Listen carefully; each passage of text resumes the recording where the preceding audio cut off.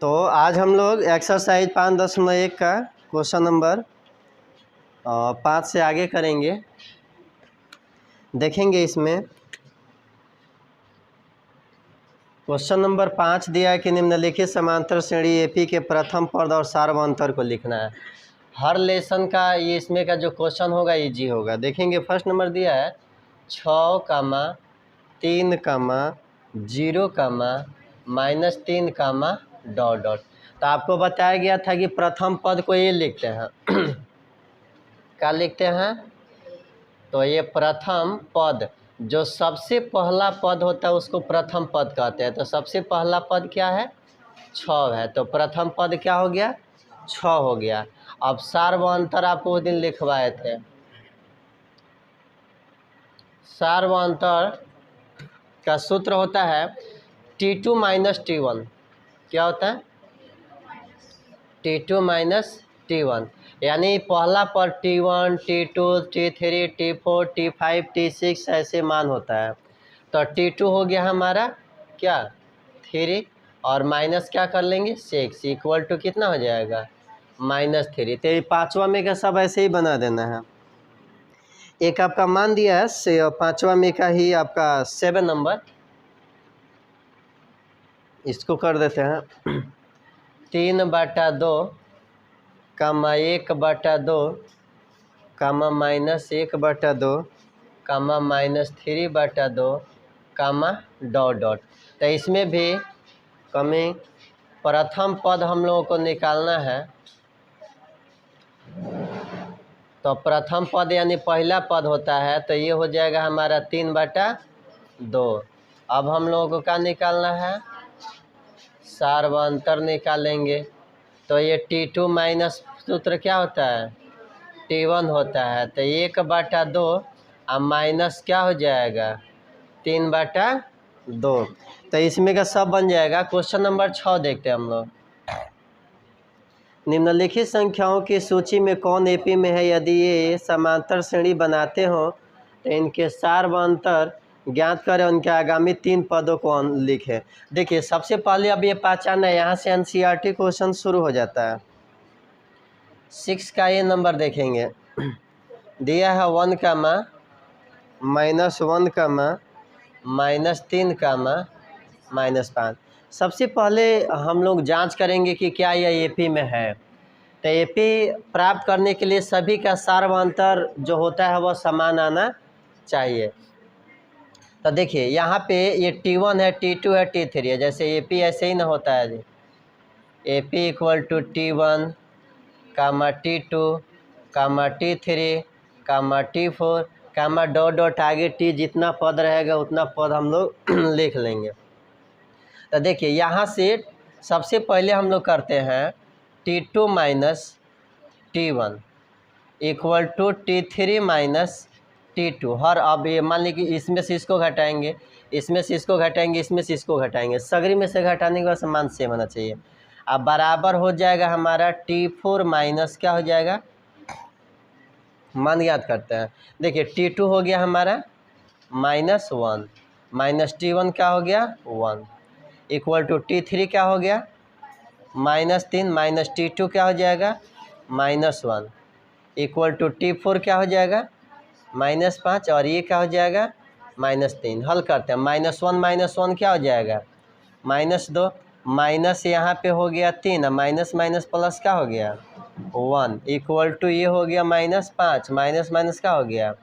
+3। ये हो गया हमारा -2 बराबर -3 में से 1 गया तो -2 बराबर -5 में से 3 गया तो सगरी में बराबर आ गया।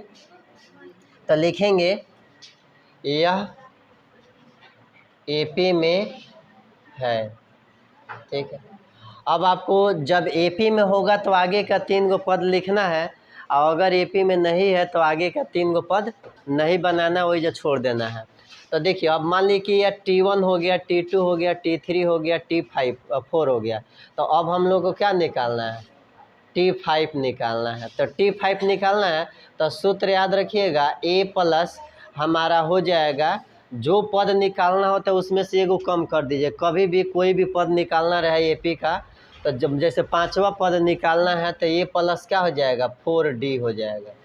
क्या हो जाएगा, जो भी पद निकालना होगा उसमें से एगो माइनस कर लेते हैं, सबसे आसान तरीका।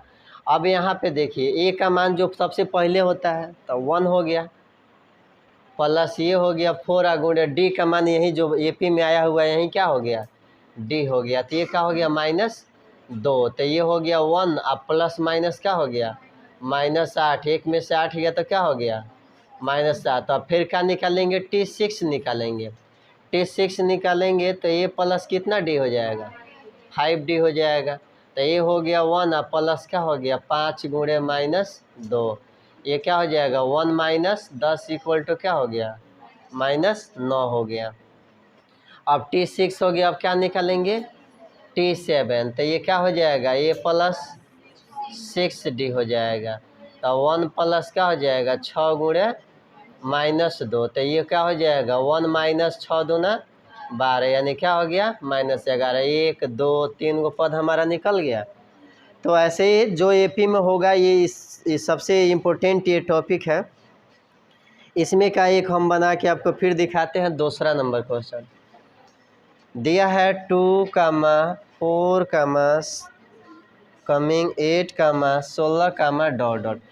अब ये जानना है कि AP में है कि नहीं है, सबसे पहले तो ये जांच करना है ना AP में है कि नहीं है। तो यहाँ पे हम लोग क्या लिखेंगे T2 माइनस T1 बराबर T3 minus T2 equal to T4 minus T3। अब ये हो जाएगा हमारा 4 - 2 बराबर 8 - 4 बराबर 16 4 में से 2 गया तो 8 में से 4 गया तो 16 में से 8 गया तो अब देखिए सगरी का सार व अंतर जो है वह बराबर नहीं है। आ रहा समझ में, तो लिखेंगे क्या यह AP में नहीं है। जब AP में नहीं है तो इसके आगे जो है प्रश्न हम लोग नहीं बनाएंगे। आ रहा समझ में, जो AP में आएगा उसी प्रश्नों को हम लोग को क्या करना है हल करना है। ठीक है, क्वेश्चन नंबर तीसरा बन जाएगा कौन नंबर बना दे 10 नंबर देखेंगे। 10 नंबर रूट में दिया है √3, √12, √48, √192। तो इसमें भी सगरी का मान ऑलरेडी दिया हुआ है। यहाँ पे अब वैसे ही मान हम लोग रखेंगे क्या T2 minus T1 equal to T3 minus T2 equal to T4 minus T3। अब देखिए √12 में से घटाना है √3 और √48 में से घटाना है √12 और √192 में से घटाना है √48। सबसे पहले जो रूट में 3 से अधिक मान दिया है उसको हम लोग फैक्टर करके अलग कर लेंगे। √12 का मतलब हुआ 2√3, 2 दूना 4 तिया 12 माइनस क्या हो जाएगा √3। 48 का हो जाएगा 4 चौका 16 तिया 48, यानी ये हो जाएगा 4√3 अब माइनस क्या हो जाएगा 2√3 बराबर 192 का हो जाएगा 8 टाइम 64, 64 तिया क्या होता है 192, तो ये हो जाएगा 8√3 अब माइनस क्या हो गया 48 का 4√3। अब घटाएंगे 2√3 में से 1√3 गया तो क्या बच जाएगा √3। अब देखिए 4√3 में से 2√3 गया तो कितना हो जाएगा 2√3। अब यहाँ पे हो जाएगा बराबर 8√3 में से 4√3 गया तो कितना हो गया। इसमें भी कोई बराबर आ रहा है जी, बराबर नहीं आ रहा है, तो लिखेंगे यह क्या है AP में नहीं है। उसी का मान हम लोग फॉलो करेंगे जो AP में होगा। क्वेश्चन नंबर 11 देखेंगे। इसका दिया है a, A² A⁴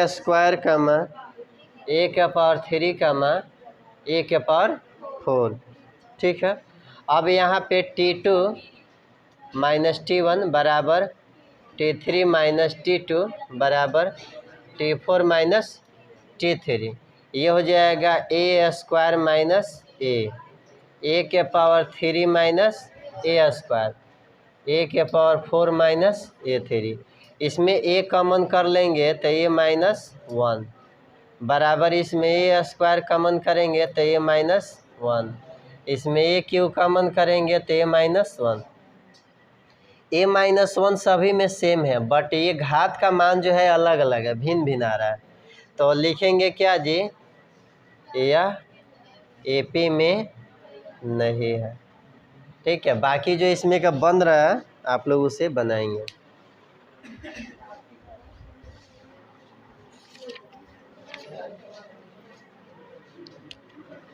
ये 5 नंबर में का क्वेश्चन नंबर हम लोग चलते हैं। ये 11 तक उसमें बन गया था।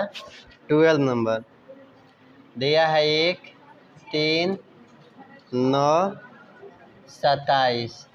ठीक है, हाँ अच्छा 6 नंबर नहीं बन रहे हैं। अच्छा ये 6 नंबर में का, तो यहाँ पे हम लोग वही प्रोसेस करेंगे। T2 minus T1, T3 minus T2 और T4 माइनस T3।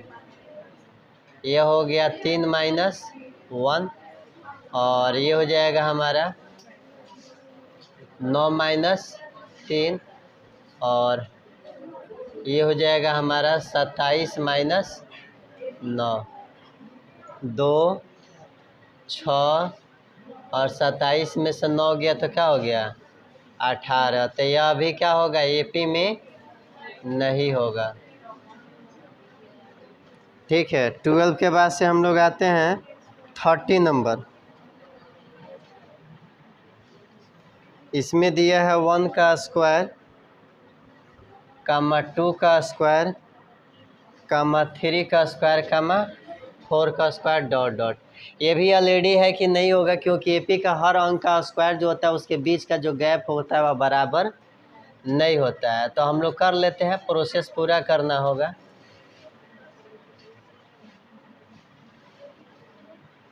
अब T2 हो गया 2 का स्क्वायर माइनस 1 का स्क्वायर, 3 का स्क्वायर माइनस 2 का स्क्वायर, 4 का स्क्वायर माइनस, तो 2 दूना 4 माइनस 1 बराबर 9 माइनस 4 बराबर 16 माइनस 4 में से 1 गया तो 3, 5, 16 में से 9 गया तो 7।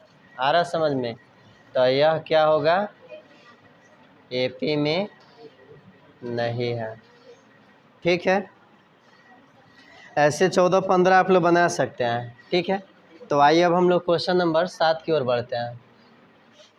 क्वेश्चन नंबर 7 का फर्स्ट दिया है कि क्रमागत वर्षों में एक शिक्षक का वेतन जबकि आरंभिक वेतन देखिए याद रखिएगा, आरंभिक वेतन को क्या कहेंगे, ए कहेंगे। क्या कहेंगे, ये है कितना रुपया, 8,000 रुपया, तथा वार्षिक वेतन वृद्धि 500 रुपया, और हर साल उसका 500 रुपया वेतन क्या हो जाता है, बढ़ जाता है। तो यहाँ पे लिखेंगे क्या, वार्षिक वृद्धि, इसको कहते हैं कौन सी, डी। कितना दिया है, 500 रुपया। तो कह रहा है क्रमागत वर्ष में निम्नलिखित परिस्थितियों में सभी पे सूची की एपी में कौन सा है और क्यों है। अब हम लोग को इसमें जांच करना है कि यह एपी में है कि नहीं है। आ रहा समझ में? तो एपी में होने का मतलब हुआ, वह लड़का हर साल अगर इसका डी बढ़ रहा है तो यह एक एपी देगा। अब एपी ज्ञात करने के लिए कुछ हम लोग एपी टर्म ज्ञात कर लेते हैं। जैसे T1 बराबर क्या होता है, ए, T1 बराबर ए, तो ए बराबर कितना हो जाएगा, 8,000।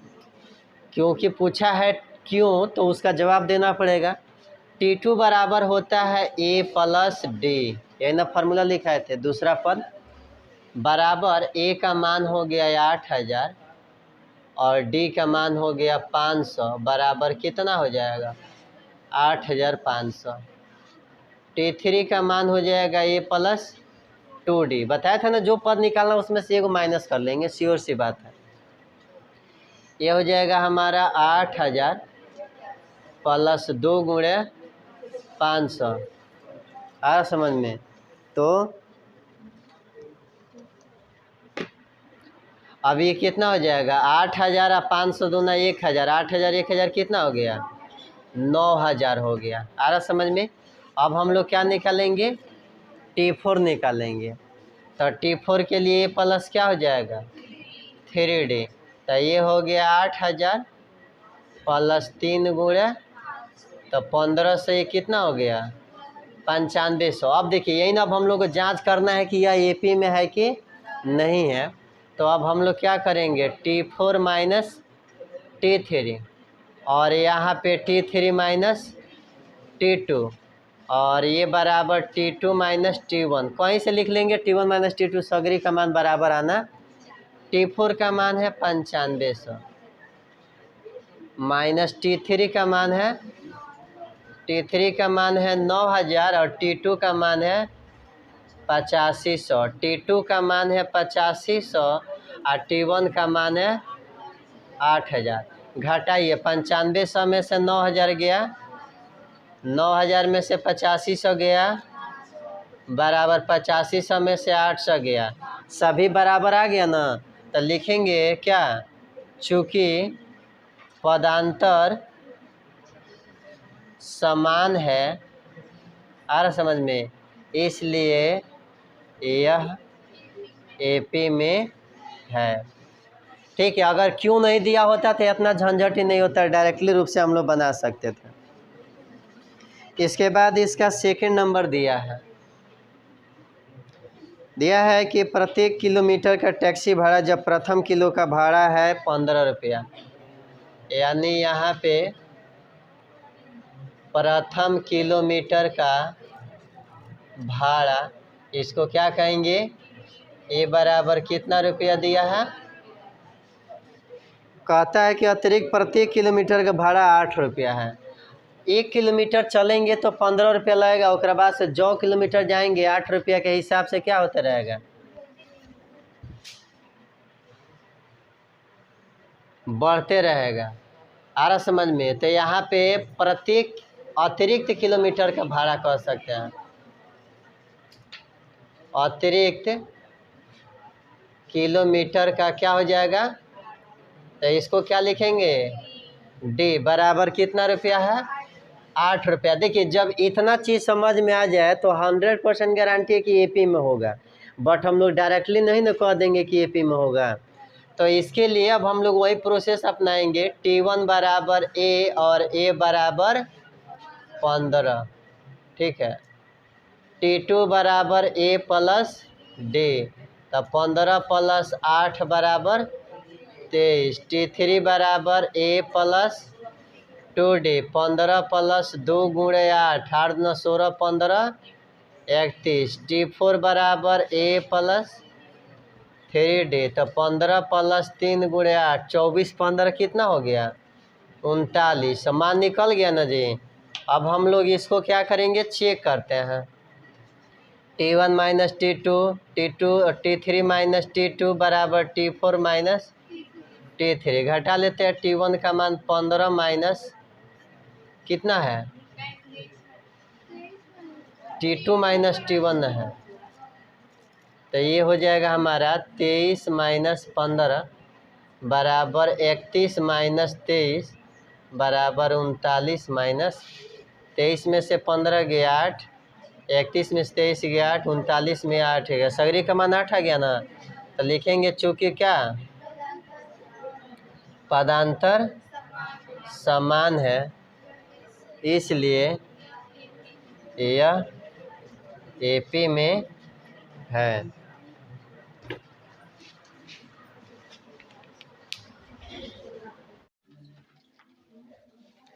क्वेश्चन नंबर 7 का क्वेश्चन नंबर दिया हम लोगों को 3।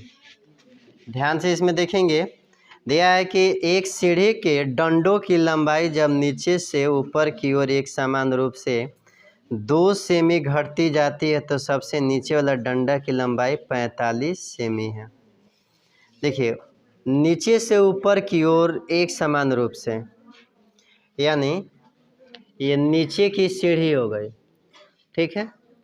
और यहाँ से ये सीढ़ी जो है क्या हो गया, घटते चला गया है ऊपर की ओर। प्रश्न दिया है कि एक सीढ़ी के डंडों की लंबाई जब नीचे से ऊपर की ओर एक समान रूप से 2 सेमी घटती जाती है और सबसे नीचे वाले डंडे की लंबाई 45 cm है। ये 45 cm है तो अगला कितना cm हो जाएगा, 43, 41, 39, 37, 35, 33, 31। मतलब प्रत्येक में 2-2 cm क्या हो रहा है, घट रहा है। तो चेक करना है कि यह एपी में है कि नहीं है। तो इसका प्रथम जो सीढ़ी होगा, प्रथम पद, ये बराबर कितना हो जाएगा, 45 हो जाएगा। और यहाँ पे पदांतर जो होगा सो कितना हो जाएगा, 2 हो जाएगा। प्रत्येक में 2 सेमी अगर घट रहा है तो 2 सेमी घटेगा तो माइनस में हो जाएगा क्योंकि ऊपर जा रहे हैं तो घट रहा है ना। अगर 2-2 सेमी बढ़ता ऊपर से नीचे आता तो +2 हो जाता है, घट रहा है तो क्या हो जाएगा, -2। तो अब ए और डी हमको क्या हो गया, तो T1 = A और ये = कितना हो गया, 45। 2 = A + D, यानी ये हो गया कितना, 45 और माइनस डायरेक्टली कर लेते हैं, -2 = 43। T3 = क्या हो जाएगा, A + 2D बराबर 45 - 2 दूना 4 = कितना हो गया, 41। T4 A + क्या हो गया, 3D 45 माइनस कितना हो जाएगा, 6 = कितना हो गया, 39। तो अब हम लोग यहाँ पे directly T4 - T3, T3 - T2 और T2 - T1 कर लेते हैं। T4 हो गया हमारा 39 - 41, एक मिनट। उसके बाद से हो जाएगा हमारा कौन चीज़ है, T3 है कितना, 41 माइनस कितना हो जाएगा, अच्छा जान दो,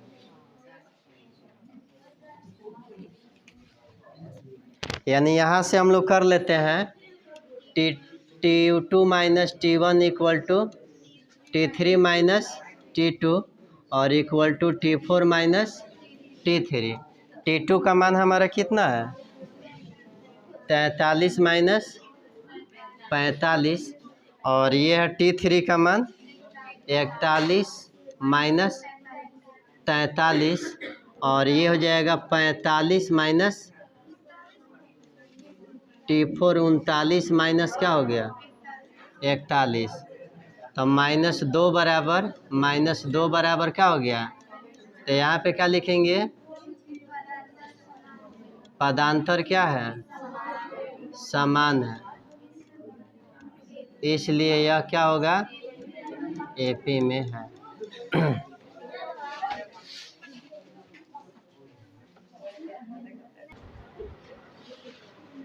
4 नंबर क्वेश्चन दिया है कि किसी खाते में प्रति वर्ष जमा राशि 10,000 रुपये की मूल राशि 8% चक्रवृद्धि ब्याज की दर से जमा की जाती है। तो देखिए, यानी ए बराबर कितना है, 10,000 रुपया, ठीक है। और डी बराबर जो दिया है वह प्रति वर्ष 8%। देखिए चक्रवृद्धि ब्याज जब बढ़ेगा तो डी का मतलब हुआ कि 8% जो है एक साल में वह क्या कर रहा है जी, बढ़ रहा है। तो चक्रवृद्धि ब्याज कभी भी समान रूप से नहीं बढ़ता है क्योंकि ब्याज का ब्याज होता है। तो एपी अगर हम लोग निकालते हैं तो एपी बराबर क्या हो जाएगा, ए × 1 प्लस क्या होता है, R/100 के पावर क्या होता है जी, टी होता है। तो मान लीजिए कि 10,000 का हमारा मूलधन हो गया, ठीक है। अब यहाँ पे 1 + R, रेट जो है 8% से बढ़ रहा है, 8 बटा क्या हो जाएगा, 100। समय प्रति वर्ष बढ़ रहा है तो समय क्या हो जाएगा, 1 लिख लेंगे।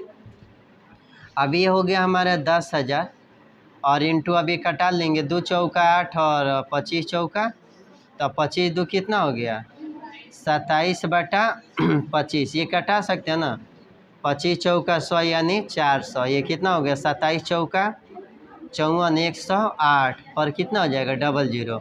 800, यानी एक साल में चक्रवृद्धि ब्याज कितना मिला हमको? 800। अब दूसरे साल का अगर हम लोग निकाल के देखते हैं, यहाँ पे 2 रखेंगे, दूसरे साल का अगर 800 इसमें बढ़ा है तो दूसरे साल में 1600 बढ़ना चाहिए। तब अगर बराबर बढ़ता है तो चक्रवृद्धि ब्याज जो है एपी में होगा, अन्यथा वह एपी में नहीं होगा। जमाई आ रहा है?